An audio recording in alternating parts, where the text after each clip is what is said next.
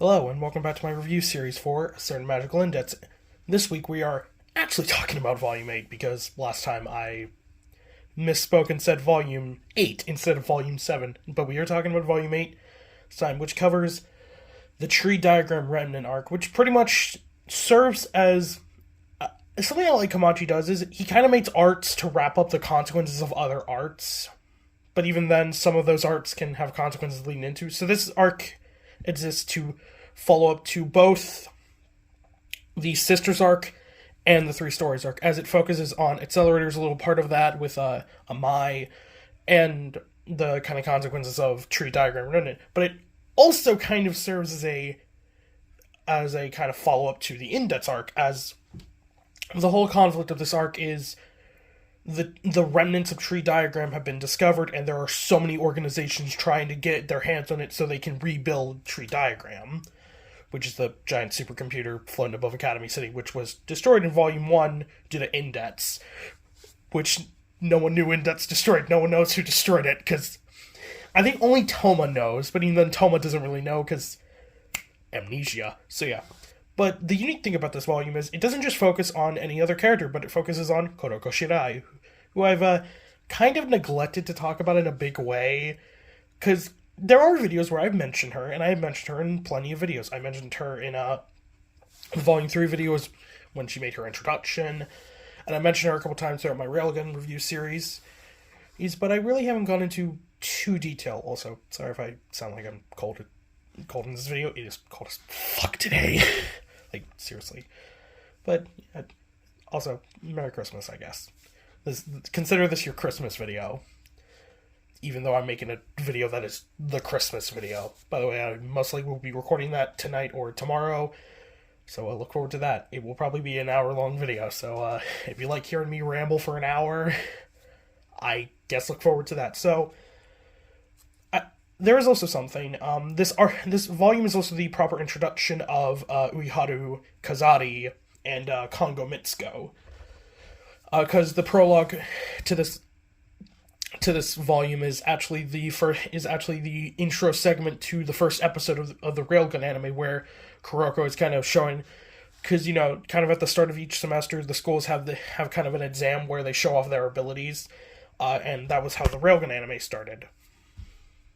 And this is also where we kind of get a lot of this volume also kind of focuses on the exact technicalities of what being a teleporter means, as we get a lot of numbers with teleporters, specifically Kuroko and the antagonist of this volume. I'll get into her in a sec, but Kuroko. But as Kuroko is kind of slow with her, she gets kind of mocked by Kongo, which is a pretty interesting thing. Misaka's rival in Tokyo Wadai, I've been trying not to say Tokyo Wadai, but I have not done a good job of that. I apologize. Where Misaka's rival is Shokuho. Kuroko similarly kind of has a rival / person she kind of butts heads with a lot, and that is Kongo Mitsuko, who I mentioned in my last couple videos of Railgun. She's a pretty nice character. She doesn't do a lot in this volume. This is just her introduction, where she kind of mocks Kuroko, and then we get the scene of Misaka testing out her ability and just the water flying in the air.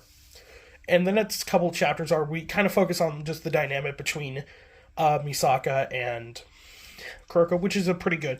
You can very much tell that while Misaka does very much kind of gets fed up with Kuroko's perverted shtick, which, yeah, Kuroko is the pervert character, but she's only a pervert for, one person, which is Misaka. You can definitely tell that they have a relationship that they both like. And they both do like each other, but it's just Kuroko likes Misaka a bit more. I also constantly forget that that Kuroko and Uiharu are the same age.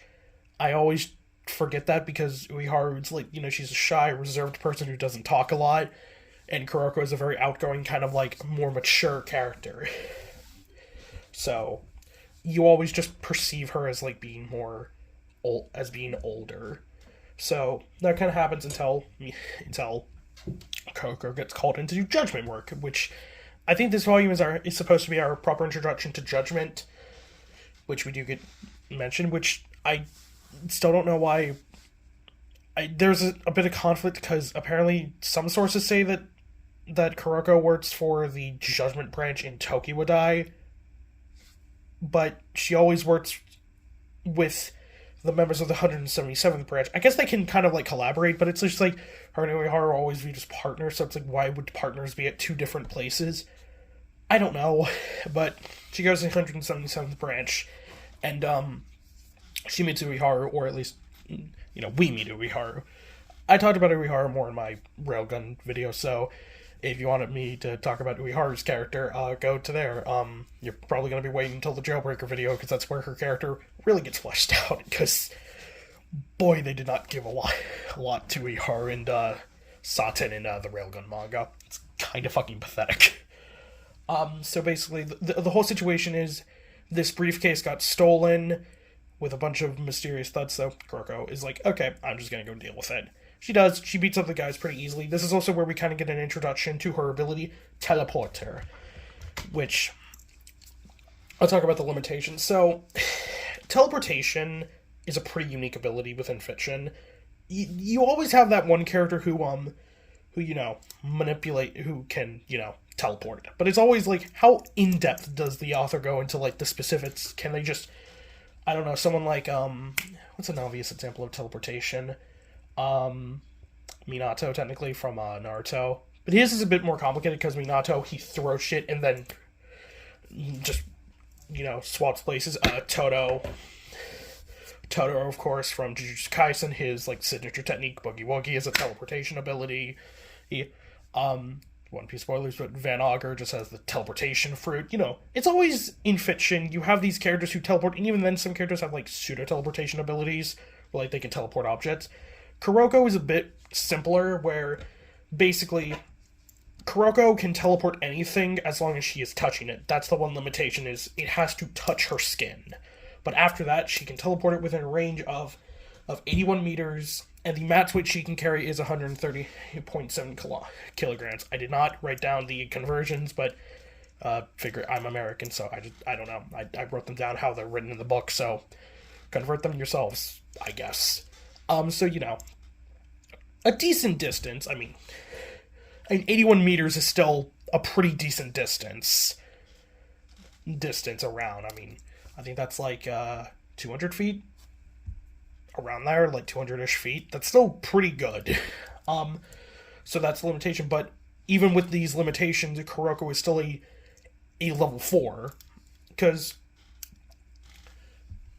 it depends on, because there's like 3 things that a teleporter is like dependent on. So it's like the levels of a teleporter is dependent on 3 things: the size, mass of the object, the maximum range it could be teleported, and its accuracy.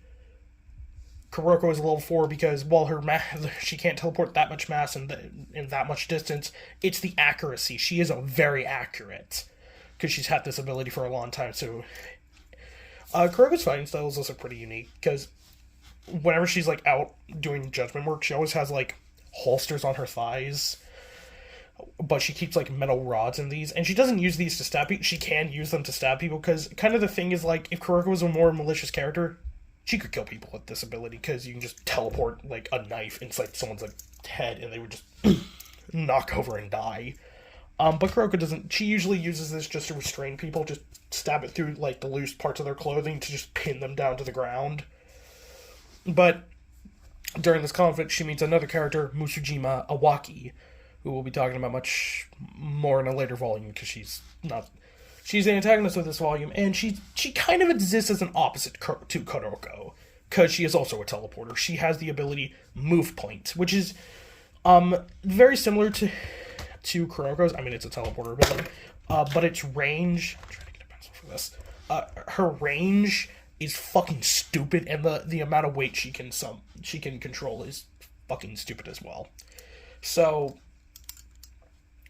the range she can teleport is 80 meters, which, I did the math, is nearly 9 football fields. So, just, you have a mental image, football fields. Imagine pretty much, like, 8 of those plus, like, 70% of one. So, I mean, yeah, like, a football field is already a pretty fucking insane distance, but the fact she can teleport, and another thing is, like, Musujima can teleport anything she just sees. in that distance, so it's much more. But her one limitation is due to some trauma she experienced a couple of years, like I think 2 years ago before the current story. She can't. She's very traumatized with teleporting herself, because apparently she teleported herself within a wall and pulled her foot out, and all the skin fell off. I don't know how that healed. I'm not a doctor, obviously.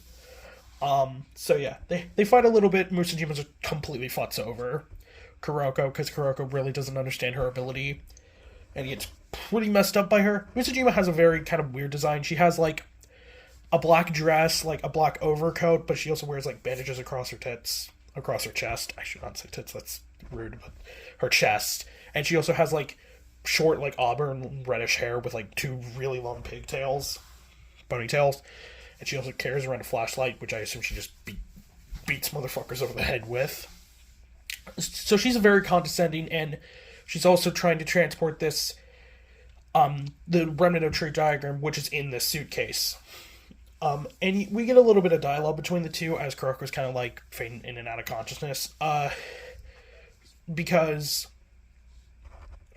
Misaka is trying to get this as well, because if Academy City if anyone retrieves this, especially if Academy City retrieves tree diagram remnant, they can start with the experiments again. And this is also where Kuroko kind of starts to figure out what happened, because she was aware, and Musajima does tick her off with, oh yeah, what did you think Misaka Mikoto was doing on August 21st, which has almost been a month. This arc takes place a couple days after the last arc, the Ursula Aquanus rescue arc. This takes place September 14th. And it takes place a couple days before Daihaise, because I think is it Heisei or Hase? I don't know. But the festival, which they also do kind of mention it in this volume as well, that arc is coming up.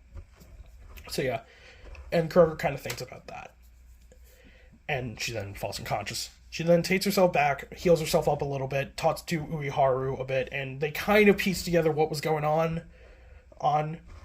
It's not mentioned in this volume, but apparently Musajima was a potential level 5, because while there are 7 level 5s, there is a group of people who are considered the potentials. I mentioned before that Takisubo Riko, a member of Item, along with Mugino, she's a potential level 5.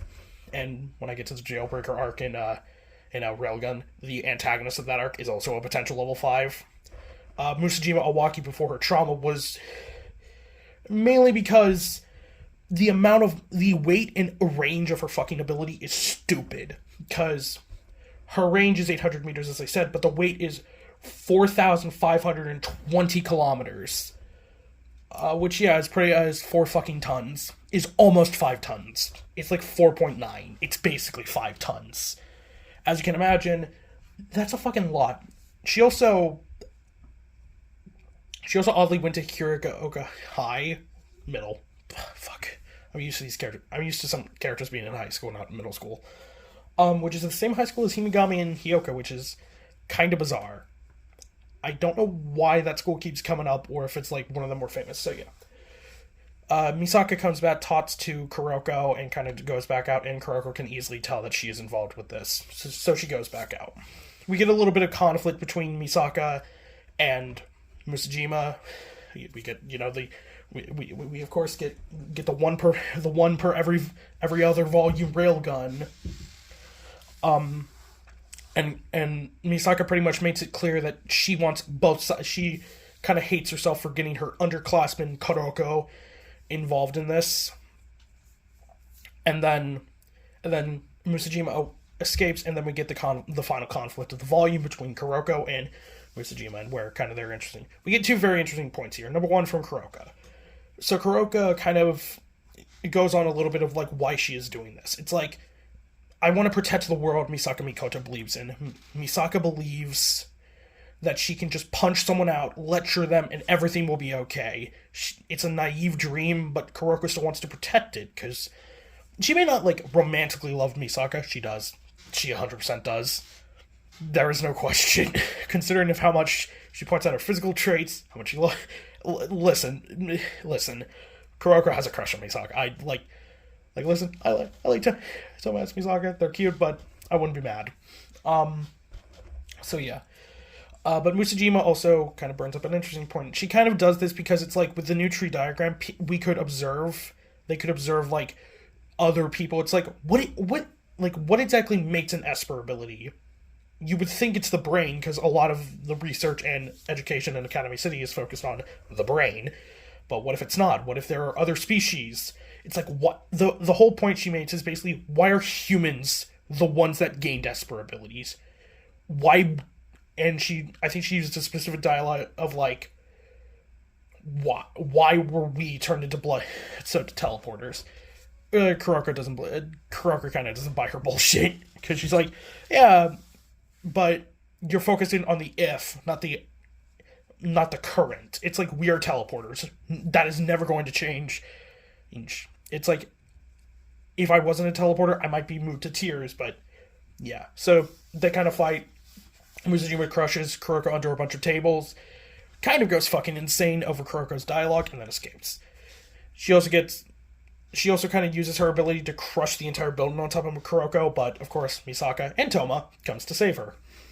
So there's been other stuff in this volume, like between the lines. We got a scene with like Toma catching up with Toma. Toma is oddly he's only here for like the final bit of the volume, and then of course you have a little scene with Accelerator in the last order. Also, this arc takes place after the first arc of the Accelerator manga, the Necromancer. I should probably make a video on that in the next couple weeks.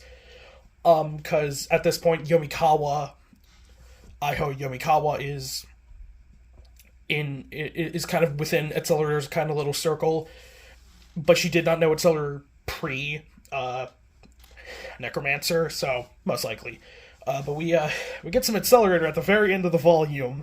Musajima escapes with the True Diagram Remnant, and you gotta feel bad for her because she nearly escapes with her life with Misaka and Kuroko, and then she runs into Accelerator. She panics for a good moment, and then she's like, "Wait, you lost! You lost! You don't have your calculation anymore. You're weaker." And Accelerator has one of my favorite lines he ever says. There's different variations, but it's essentially just because I've gotten weaker does not mean you've gotten any stronger. He fucking crushes her. He fucking pretty much kills her. He doesn't kill her. He almost does. He fucks her up.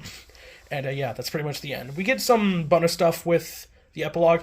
Pretty much Kuroko figures out that Misaka was involved in some experiment. Not fully, but she kind of understands like what happened on August 21st. It's like you fought against Accelerator, and she pretty much does assume that Toma helped out, and yeah. But she's like, I'll still protect you. So yeah, it's a nice little note to end the volume. We also find out that Toma kind of chats up on Kuroko as well, but we don't get that scene. I think they show it in the anime, but we don't get it in the light novel yet. This is also why Kuroko is in a wheelchair during Daihase. So yeah, and speaking of which, next time we'll be focusing on the Daihase Festival arc. I still don't know if I'm going to do that with just 2 volumes, if I'm going to review volume 9 and 10, which, by the way, they're a combined cover. That's a fucking cool thing that I did not know until this video, until doing research for this. But yeah. So this is the second shortest. I thought this was going to be longer. I thought this was going to be shorter because I didn't have that much to talk about, but yeah, it was a bit. I ramble. So if you liked this video, like, comment, and subscribe, and comment on this video. And if you want to see more toaru content, I guess, subscribe. Well, that's all I really have to say. Look forward to Sunday's video, which will be on Mahotsukai no Yoru. I was going to do much more of a review/analysis, but I figured I should probably do it after I reread it a couple times, so that'll be a much later video down the line. So yeah, look forward to that video in a couple days. I have to record it, so if you like this video, do all that YouTube stuff, this will be Neo, signing out. Take care, and Merry Christmas.